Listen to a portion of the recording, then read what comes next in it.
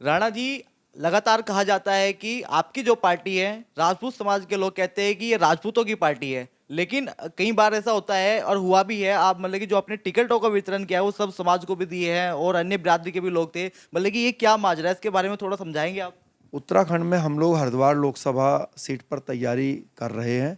यहाँ पे संगठन का ढांचा बनाने में लगे हुए हैं और जिससे भी हमारा गठबंधन होगा वो देश लेवल पे होगा, राष्ट्रीय लेवल पे होगा। तो जिससे भी होगा उसका सहयोग हम हरिद्वार में करेंगे अगर ये सीट हमारे खाते में नहीं आती है तो।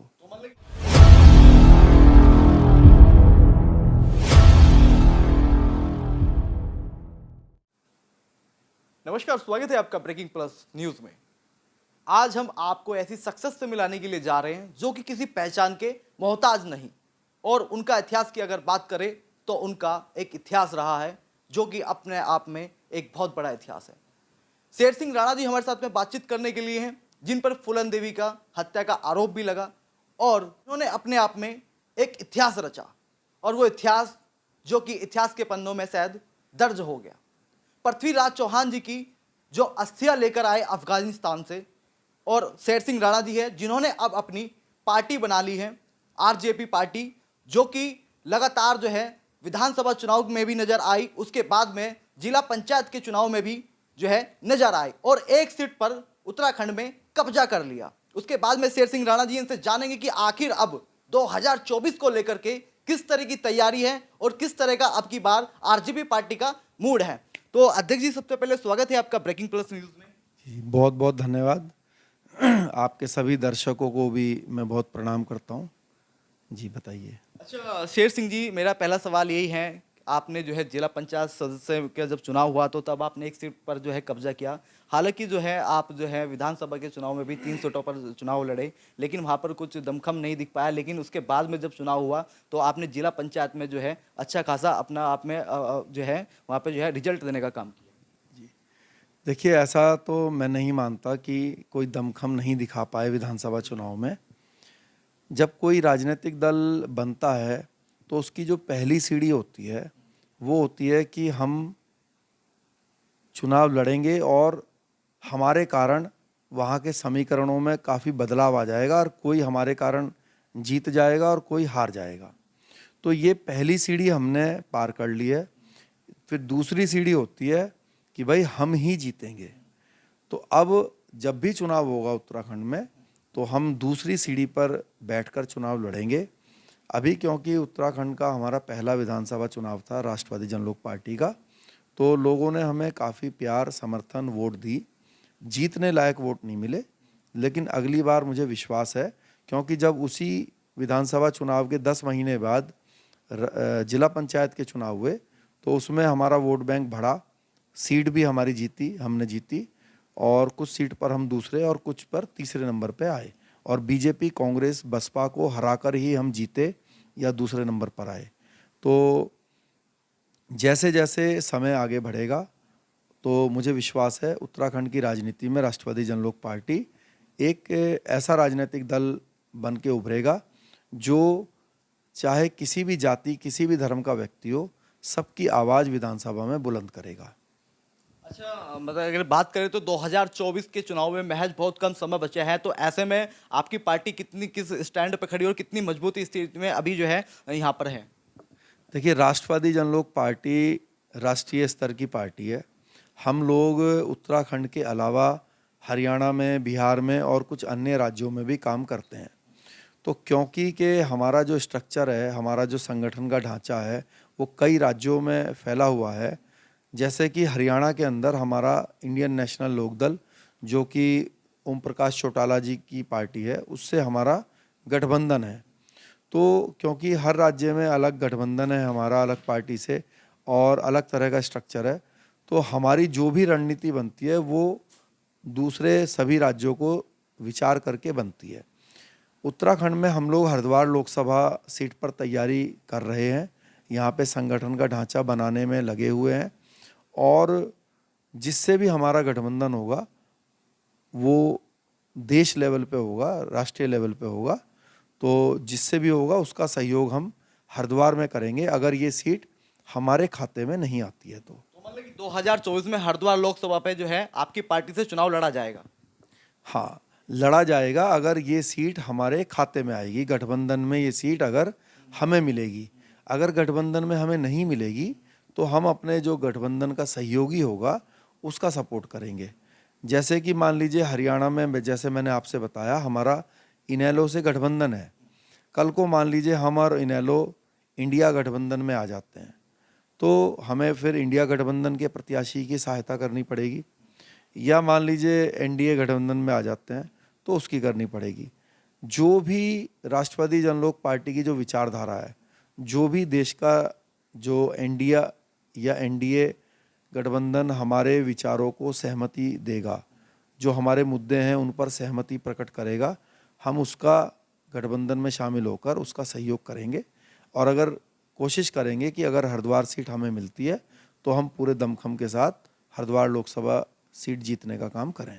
क्या मुद्दे होंगे, किन मुद्दों को लेकर के आप जो है 2024 की हरिद्वार लोकसभा में तैयारी करेंगे? देखिए, यहाँ पे सबसे बड़ा मुद्दा जिसके लिए हमारी राष्ट्रवादी जनलोक पार्टी ने कई बार देहरादून में सचिवालय का घेराव भी किया, हमारे ऊपर लाठीचार्ज भी हुआ, हमारे जिला अध्यक्ष रविंदर सैनी जी का उसमें सर भी फूट गया था, और भी कई पदाधिकारियों के हमारे चोट लगी थी। हरिद्वार में भी कई बड़े प्रदर्शन हमने कुछ 2-3 मुद्दे हैं उनके लेकर किए हैं। वो मुद्दे क्या हैं? सबसे पहला मुद्दा और ज़रूरत तो ये है कि हरिद्वार के अंदर जब उत्तराखंड बना तो हरिद्वार के अंदर सिडकुल करके जो है इंडस्ट्रियल एरिया बनाया गया, जिसमें करीब 5,000 से ज़्यादा फैक्ट्रियां हैं। फिर सरकार ने कानून भी बनाया कि 70% रोजगार उत्तराखंड के मूल निवासियों को दिया जाएगा। लेकिन आप किसी भी फैक्ट्री के अंदर चेक कर लीजिए, हमने श्रम विभाग से आरटीआई डाल के इसको बाकायदा चेक किया, किसी भी फैक्ट्री वाले ने 30 से 40% से ज़्यादा नौकरियां उत्तराखंड के लोगों को नहीं दी हुई है।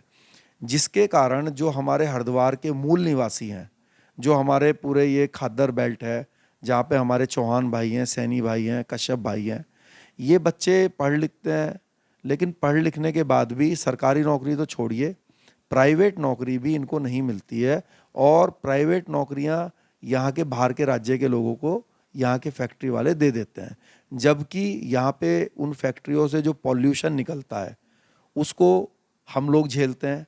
जो हमारा अंडरग्राउंड वाटर इन्होंने ख़राब कर दिया फैक्ट्री वालों ने, वो गंदा पानी पीने के लिए हम मजबूर हैं। जो ये इनके जो ट्रक जो है सड़कों पे दौड़ते हैं, उनसे जो एक्सीडेंट होते हैं उसके हमारे बच्चों को उसको भुगतान करना पड़ता है, गंदी और टूटी सड़कों पे हमें चलना पड़ता है। तो जब मुसीबतें और कष्ट लोकल व्यक्ति झेलता है तो लोकल व्यक्ति को वहाँ पे रोजगार भी मिलना चाहिए। तो अगर हम यहाँ से सांसद की सीट जीतते हैं तो हम बहुत ही सख्ताई के साथ इस जो कानून पहले से ही बना हुआ है 70% रोजगार का, उसको हर फैक्ट्री पर लागू कराएंगे। और अगर हम इसको लागू करा देते हैं तो हरिद्वार जिले में एक भी घर ऐसा नहीं बचेगा जिसका कोई बच्चा बेरोजगार रह जाए। तो हमारा पहला मुद्दा ये है। दूसरा मुद्दा ये है कि जो हरिद्वार जिले में जो गंगा जी के किनारे के जो गांव हैं वहाँ पे आए दिन बाढ़ आ जाती है। उस बाढ़ के कारण गांव के गांव तबाह होते हैं, फसलें खराब होती हैं। हमने इस बात पर कई बार धरना प्रदर्शन किया, कई बार ज्ञापन भी दिए, लेकिन कोई सुनवाई नहीं हुई। हमारा ये कहना है कि जब गंगा जी का जो बाढ़ प्रभावित एरिया है, जब वो गांव के लोग मुसीबत झेलते हैं तो जो खनन का जो काम होता है इन गंगा जी के तट पर, चाहे वो बालू का हो चाहे वो पत्थरों का हो, तो उसका ठेका सरकार जो है वो बाहर के व्यापारियों को, खनन माफियाओं को दे देती है। तो वो करोड़ों अरबों रुपया यहाँ से कमा के ले जा लेते हैं। हमारा कहना है कि ठीक है, सरकार उनको टेंडर ठेका दे, लेकिन कुछ भागीदारी लोकल व्यक्ति की, जो उससे सटे हुए गांव हैं, उनकी भी उसमें भागीदारी रहनी चाहिए। तो राष्ट्रवादी जनलोक पार्टी ने सभी से ये वादा किया हुआ है कि जब भी हम लोग यहाँ सत्ता में हिस्सेदार बनेंगे तो हम कानून बनाएंगे कि जो भी गंगा जी के तट से 10 से 15 किलोमीटर दूरी के जितने भी गांव हैं, सभी लोगों को एक एक ट्रॉली खनन करने की कानूनी रूप से इजाज़त देंगे, जिससे कि वो भी अपने घर पर 1,000-1,500 रुपये रोज़ उससे कमा सके। क्योंकि जो उससे मुसीबतें होती है जब वो झेलता है तो उसकी कमाई में भी उसकी हिस्सेदारी आना जरूरी है। और ये बहुत आसान है। आसान कैसे है? मान लीजिए किसी घाट का ठेका सरकार ने 100 करोड़ रुपए का छोड़ा, तो हमारा ये कहना है कि आप 100 करोड़ की जगह 50 करोड़ में छोड़िए, और वो जो 50 करोड़ हैं वो समझ लीजिए जो आप आम पब्लिक को जो एक एक ट्रॉली लेने दे रहे हैं, और मान लीजिए वो 2-2 हज़ार रुपया उससे कमा रहे हैं, तो ये जो 50 करोड़ है ये आपने ऑटोमेटिकली उस पूरे इलाके में एक तरीके से बांट दिए। तो उससे गांव के हर व्यक्ति का, किसी भी जाति धर्म का व्यक्ति हो, इससे सभी का भला होगा, और उनको ये मन में संतुष्टि रहेगी कि अगर गंगा जी की वजह से या किसी नदी की वजह से हम कष्ट झेलते हैं, हमारी फसलें खराब होती है, तो ये गंगा मैया हमें आर्थिक संपन्नता भी वरदान के रूप में देती है। तो ये हमारा दूसरा एक मुद्दा है हरिद्वार लोकसभा क्षेत्र के लिए। तीसरा मुद्दा हमारे लिए ये है कि यहाँ पे जो शहरी एरिया है वहाँ पर तो डेवलपमेंट है, लेकिन गाँव के जो अंदर जो एरियाज़ हैं वहाँ पे आप आश्चर्यचकित हो जाएंगे कि अगर आप ग्रामीण इलाकों में जाएंगे हरिद्वार लोकसभा के, तो वो इतने ज़्यादा हर चीज़ में पिछड़े हुए हैं, चाहे वो शिक्षा का क्षेत्र हो, चाहे वो मेडिकल का क्षेत्र हो, चाहे वो कोई भी क्षेत्र हो। तो हम लोग ये वादा करते हैं कि हम अगर सत्ता में आते हैं, सांसद हमारा बनता है, तो ब्लॉक वाइज जो है वो कॉलेजों का एक निर्माण कराएंगे, जिससे कि वहाँ के बच्चों को, जो ग्रामीण क्षेत्र के बच्चे हैं, उनको रुड़की या हरिद्वार का मुंह ना देखना पड़े, और वो अपने अपने ही जो ब्लॉक स्तर पर ही अच्छी शिक्षा और अच्छी मेडिकल जो है वो प्राप्त कर सकें। तो ये हमारे कुछ मुद्दे हैं, और भी अनेक मुद्दे हैं जो कि हमारे प्रदेश लेवल के हैं और कुछ राष्ट्रीय लेवल के हैं, लेकिन अगर हरिद्वार लोकसभा की हम बात करें तो ये प्रमुख मुद्दे हैं जो कि लोगों के निजी जीवन से ताल्लुक़ रखते हैं। राणा जी, लगातार कहा जाता है कि आपकी जो पार्टी है, राजपूत समाज के लोग कहते हैं कि ये राजपूतों की पार्टी है, लेकिन कई बार ऐसा होता है और हुआ भी है, आप मतलब कि जो अपने टिकटों का वितरण किया है वो सब समाज को भी दिए हैं और अन्य बिरादरी के भी लोग थे, मतलब कि ये क्या माजरा है, इसके बारे में थोड़ा समझाएंगे आप? देखिए, ये पार्टी सर्व समाज की है। हमारी पार्टी का स्पष्ट नारा है, ना किसी जाति धर्म का अधिकार छीनेंगे, ना किसी को अपना अधिकार छीनने देंगे। तो हमारा ये स्पष्ट कहना है कि हम किसी का अधिकार छीनने के लिए ये राजनीतिक दल नहीं बनाए हैं, हम सिर्फ इसलिए बनाए हैं कि क्षत्रियों का भी अधिकार कोई ना छीने। तो जो जिस जाति, जिस धर्म, जिस देश में पैदा हुआ, उसको उस पर गर्व करना चाहिए, चाहे वो किसी भी समाज का हमारा भाई हो, किसी भी समाज का व्यक्ति हो। मैं क्षत्रिय कुल में, समाज में पैदा हुआ, तो मुझे भी उस पर गर्व है। कोई अगर हमारा सैनी समाज में पैदा हुआ, उसको भी गर्व करना चाहिए। कोई हमारा जाट भाई है, उसको भी गर्व करना चाहिए, क्योंकि ये तो ईश्वर की इच्छा है कि किस कोख से कौन बच्चा कहाँ जन्म लेगा। तो सभी जाति, सभी धर्म बराबर हैं, और सभी जातियाँ समान रूप से हैं, लोकतंत्र है, सभी के अधिकार सुरक्षित हैं। तो उसी रूप में हम भी देखते हैं। रही बात कि भाई राष्ट्रवादी जनलोक पार्टी की, ये सर्व समाज को साथ लेकर चलेगी। और मैं आपको बता दूं कि हमारे दलित भाइयों का या पिछड़े समाज के भाइयों का जितना उद्धार राष्ट्रवादी जनलोक पार्टी करेगी, शायद कोई नहीं कर सकती। क्यों और कैसे? देखिए, मान लीजिए 10 सीट हैं, कोई 10 नौकरियां हैं, और उसमें से 3 सीट एससी के लिए रिजर्व हैं, 3 पिछड़े जनरल के लिए रिजर्व हैं, और 4 मान लीजिए पिछड़े समाज के लिए रिजर्व हैं। अभी तक जो लोग दलित और पिछड़ों की राजनीति करते हैं, वो क्या करते हैं? जब बहन मायावती जी सत्ता में आई, तो उन्होंने 3 जो दलित समाज के लिए नौकरियां थी, तीनों की तीनों जाटव भाइयों को दे दी।